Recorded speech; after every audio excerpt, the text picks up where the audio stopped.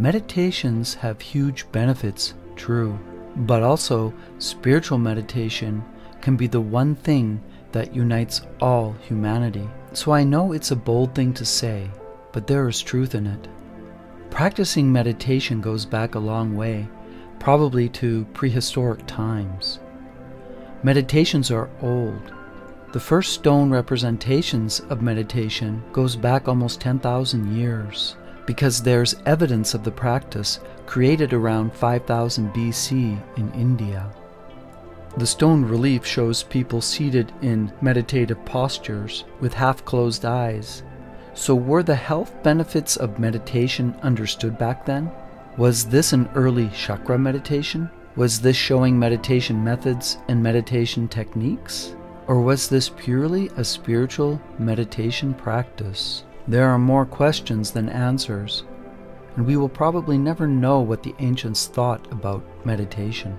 But we might find some early clues in a few written examples that go back to approximately 1500 BC, because early Hinduism has the evidence.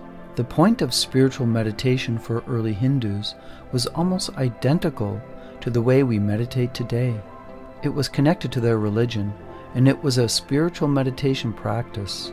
So in these ancient writings, meditation was described as a way to remove ignorance and to acquire knowledge and oneness with the Absolute. In this way, we can see a universal spiritual truth arise from early meditation methods. This connects with our meditation techniques today. Given the historical evidence, it becomes obvious that meditation is one of the oldest spiritual practices in history. It predates Christianity and Islam and even Buddhism. It was around the 6th and 5th centuries BC when other forms of meditation developed in Taoist China and Buddhist India. I think the fact that spiritual meditation predates religion is an important point for us all to consider. The value of removing ignorance and becoming one with the whole seems to be a truth that we shared throughout the centuries. It is something that most people can agree on. Even Christianity has a form of spiritual meditation. Thus, meditation is the catalyst that can unite us all and go beyond religious and philosophical barriers. Much later, like the internet today, albeit much slower, the Silk Road was a way for sharing and spreading new ideas. The Silk Road helped to transmit Buddhism, which introduced meditation across the world. Eastern meditation came to America even before the American Revolution. It did not come from Buddhism, but through European occult Christianity. This was the time of the Transcendentalists between the 1840s and the 1880s. The 60s saw another surge in Western interest in meditative practices. Thomas Keating, who wrote that the rush of the East is a symptom of what is lacking in the West. There is a deep spiritual hunger that is not being satisfied in the West. And thus, to this day, there is a thriving community and industry that has risen up around meditation methods in America. And the health benefits of meditation, spiritual meditation, chakra meditation, meditation techniques, and the science of meditation have blossomed. So now we know that the practice of meditation is something that, for some reason, is something humanity naturally gravitates to throughout time, regardless of culture and belief system, right? We live in a segmented, conflicting world of ideas and beliefs that often lead to terrible tragedy, violence, war, and turmoil, and it has been this way for a long time. Instead of fighting and competing with one another to prove who has the highest morals and the best God, let's focus on the one thing that connects us and we can all agree on: meditations. Meditations can connect us all to a universal truth. And that truth is something we can only appreciate when we become quiet, absent of logic, emotionally balanced, and let go of the negative nonsense from our past or the worries for the future. So when we all focus on the moment to connect to God, whoever that may be for you. We are also connecting to each other. Through spiritual meditation, we become one, absent of conflict and corrosive beliefs and hatreds. But science has been a part of this adventure too. First of all, I don't need a scientist to tell me how I feel. Secondly, no scientist on earth knows anything about what consciousness is and where it comes from, or how it works in detail, both in the way I feel and the conscious state I can achieve, are not within the realm of any scientific method of researching for random patterns in the brain. So that being said, science has attempted to do qualified studies on meditation, and at best they have proven that it does have some physiological effect on reducing anxiety, depression, and pain, but claim that drugs can do the same thing. In this case, science is missing the point of meditation entirely. Drugs just suppress the symptoms. Regular meditation is all about becoming more and more aware of yourself and the problems that are causing the symptoms, and thus finding a permanent fix to why you have anxiety, depression, and pain in the first place. Again, this is done by getting to know yourself and expanding your consciousness through mindfulness meditation. Science has shown many positive results of meditation. The data includes recorded drops in stress, anger, and anxiety levels, fewer episodes of depression, to the point where participants stopped taking antidepressants entirely. Gray and white matter growth has been recorded in the areas of the brain which are activated by regular meditation, which include the frontal lobe. They have found that short-term and long-term memory increases, which supports the IQ, giving people better IQ scores. It has helped people with addictions too, and it helps to slow down the aging process through stopping the caps on chromosomes from shortening, and so much more.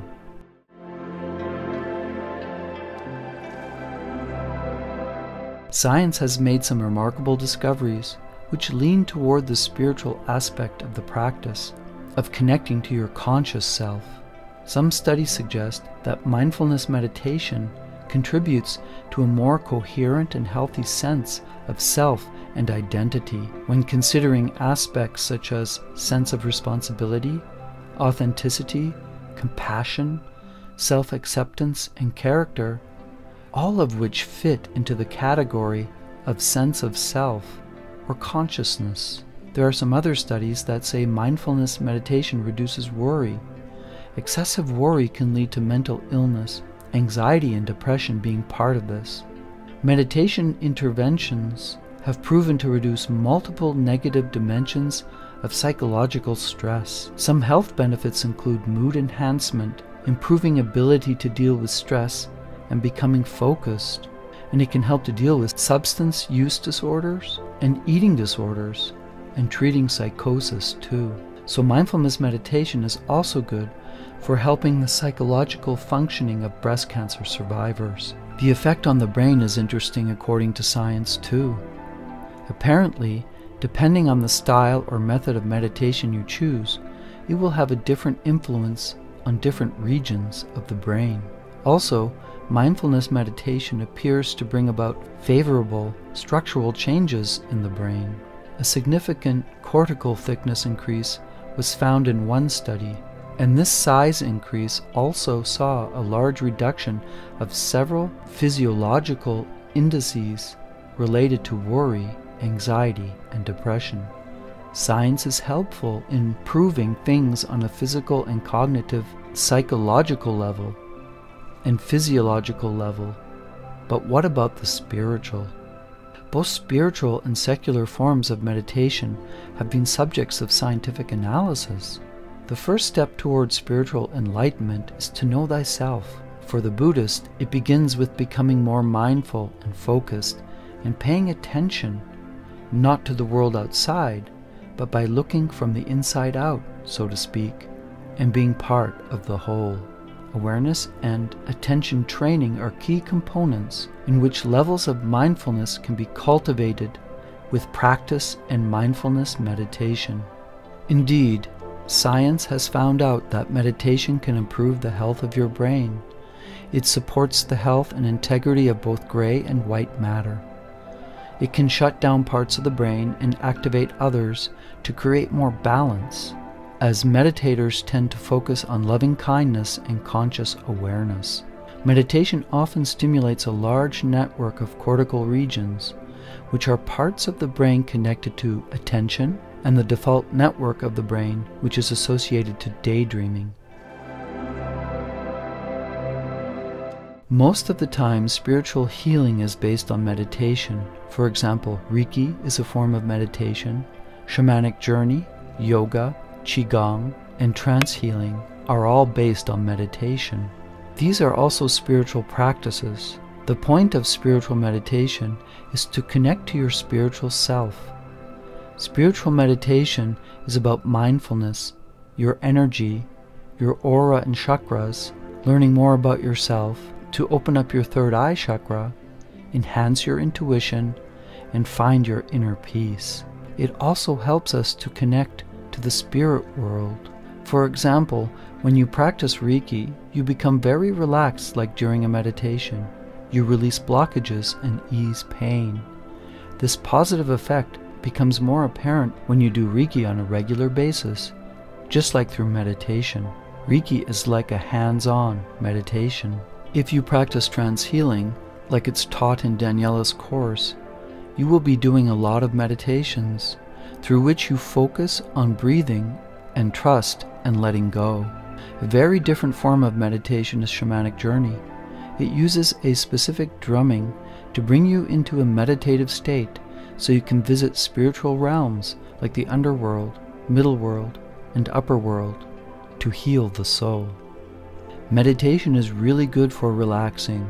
This is true, but it's also good for opening your third eye or your inner visions.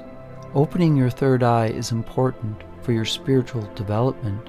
When you do this, you are going deep inside yourself to learn more about who you are, and the more you know about yourself, the more you can sympathize with others and understand them.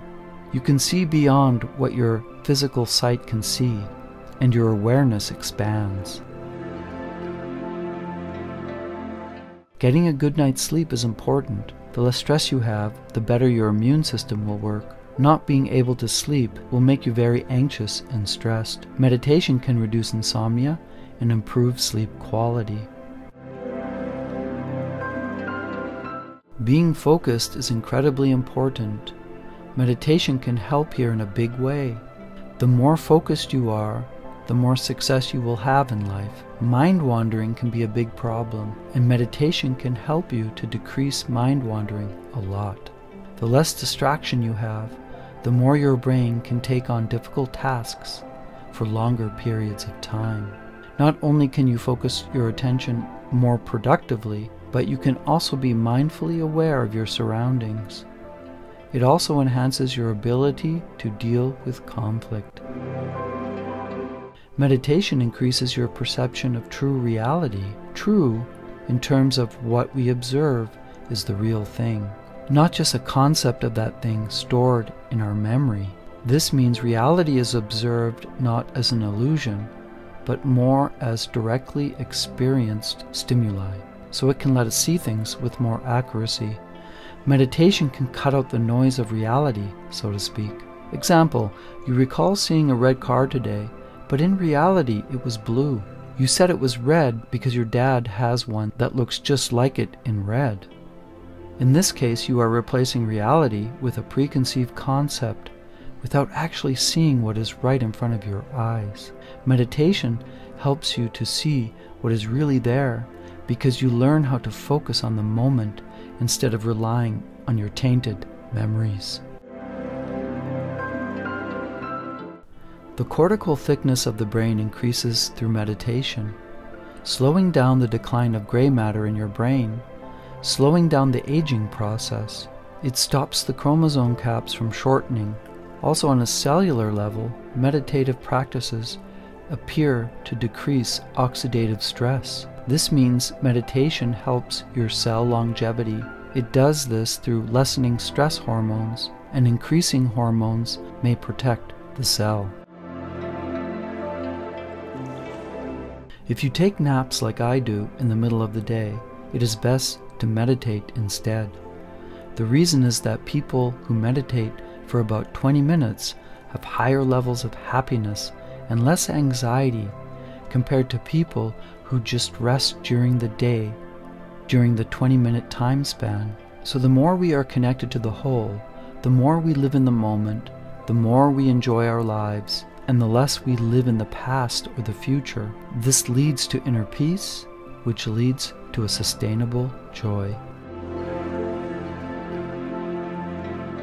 The simplest form of meditation is to focus on your breath, or focus on one thing, like your breath, or a flower, or a color, an object, an activity like walking. When you focus on one thing, you are distracting your logical mind and connecting to the moment through the reality of that one thing. The opposite of that is to focus on everything at once. This is not easy to do. In this case, you are not distracting your logical mind. You are leaving it completely behind. Because to truly focus on everything at once is to become pure consciousness, of which our mind is only part of.